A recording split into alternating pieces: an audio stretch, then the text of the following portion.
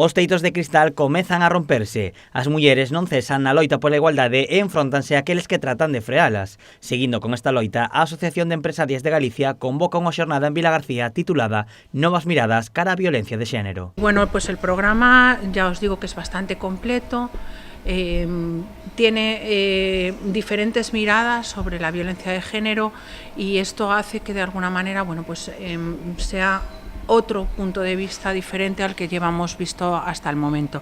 O que se busca con esta xornada é sacar á luz todos os problemas que sofren as mulleres. Hay una violencia también oculta a la que nos gustaría pues sacar a la luz, un poco también porque necesita también esa cobertura. Nuestra pretensión es un poco eso, pues sacar a la luz cuestiones que están no ocultas, sino que bueno, pues no son tan manifiestas y no son tan, pero que es una realidad que afecta a muchas mujeres y que bueno, hay que darle voz. A xornada terá lugar o xoves 21 a partir das 16:30 horas no restaurante A Batea, dividido en 3 partes. A primeira estará dedicada á violencia e educación e será impartida por Paula Suárez. A segunda tratará sobre a realidade xurídica na violencia de xénero. Me gustaría acercar esa realidad a todos y versaría sobre eso.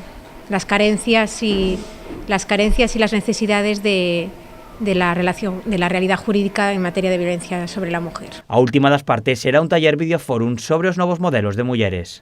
Algo relacionado con videoforum, música y medios de comunicación, que es una parte, bueno, pues un poco desconocida de cómo es el tratamiento de la violencia de género en este estilo. A violencia de xénero é un problema que nos atinxe a todos. Por el, os talleres non están enfocados únicamente para mulleres. Estaría bien que a cualquier actividad de las que hiciéramos, pues estuvieran convocados, también están llamados los hombres, no solo las mujeres. Unha vez rematados os talleres, os asistentes poderán degustar un viño nunha sesión de peche para intercambiar opinións e compartir experiencias.